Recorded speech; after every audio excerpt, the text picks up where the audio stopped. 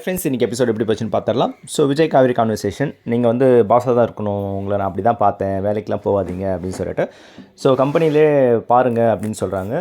Madam என்ன பண்ண போகிறீங்க? நான் அப்பனி கம்பெனியில் என்னோடய மைண்டை வச்சு நான் பண்ணிகிட்ருக்கிறேன். ஓ அது உங்கள் அம்மாவோட பிஸ்னஸ் அப்படின்றாரு. அதெல்லாம் இல்லை, இப்போதைக்கு என் கையில் தானே இருக்குது. ஸோ அதனால் அதை வச்சு தான் நம்ம பார்த்துட்ருக்கோம், நீங்கள் எதுவும் ஒரி பண்ணாதீங்க, நம்மளுடைய கான்ட்ரிபியூஷன் அதில் போய்டும் அப்படின்றாங்க. அப்புறம் லவ் சொட்ட அவர் தாங்க முடியலடி, நான் போய் இடிச்சிக்கிறான், இடிச்சு ரத்தம் வரட்டும், லவ் சூப்பராக வரட்டும்னு போட்டு நான் உன் மண்டையில் இடிச்சிக்கிறேன் அப்படின்னு சொல்லிட்டு கிட்ட எடுத்து மண்டையில் இடிச்சிக்கிறாரு. ஸோ அந்த க்யூட் மூமெண்ட்ஸ் எல்லாமே போச்சு. ஓகேங்களா? ஸோ அதுக்கப்புறம் பார்த்தீங்கன்னா நிவின் யமுனா கான்வர்சேஷன். நிவின் வந்து உட்காந்துருக்காரு, வாங்க சாப்பிட அப்படின்னு கூப்பிட்றாங்க. அவர் கம்முனே இருக்காரு. அப்புறம் வெளியே வந்து ஆர்டர் பண்ணியிருக்கார் போல், அது வந்தோடனே எடுத்து போய் டேபிள் வச்சு சாப்பிட ஆரம்பிக்கிறாரு.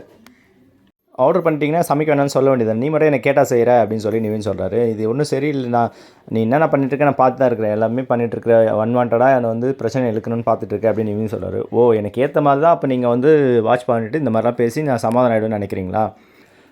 உங்கள் மண்டைக்குள்ளே யார் இருக்கிறா அப்படி இப்படின்னு கேட்குறாங்க. ஸோ அதை எனக்கு இப்படிலாம் பண்ணும்போது எனக்கு தோணுது, காவிரி வயிற்றில் இருக்கிறது குழந்தை உங்களுதா இல்லை விஜய் தான் அப்படின்னு கேட்கும்போது நிவின் உச்சக்கட்ட கோவத்துக்கு ஆளாகி ஸ்போக் ஸ்பூனை எடுத்து டேபிள் அடிக்கும். அது போய் யமுனா தலையில் பட்டு அதில் சும்மா லைட்டாக ஸ்க்ராச்சஸ் தான்.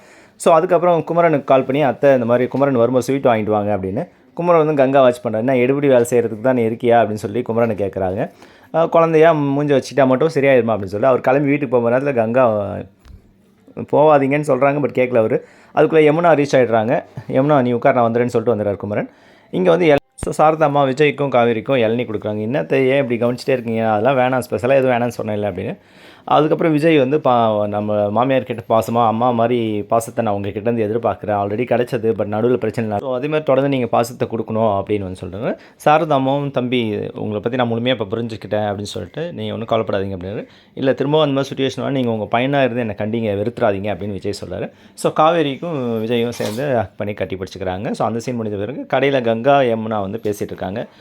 எப்படி காவேரிக்கு மட்டும் இந்த மாதிரி என்ன எல்லோரும் உழுந்து பார்க்குறாங்க, ஆமாண்டி அவர் ராசி எப்படி அப்படின்னு சொல்லிட்டு. சரி உனக்கு பையன் பையனா பொண்ணா அவனுக்கு பிறகு பையன் பிறந்தா நான் சந்தானு பேர் வைப்பேன், ஆனால் உனக்கு முன்னாடி காவேரியும் ப்ரெக்னெண்ட்டாக இருக்குது, அவளுக்கு பையன் பிறந்தா என்ன பண்ணுவா, அவங்களுக்கு தான் எல்லாம் பார்ப்பாங்க அப்படின்னு. ஆமாண்டி அதுதான் இருக்குது.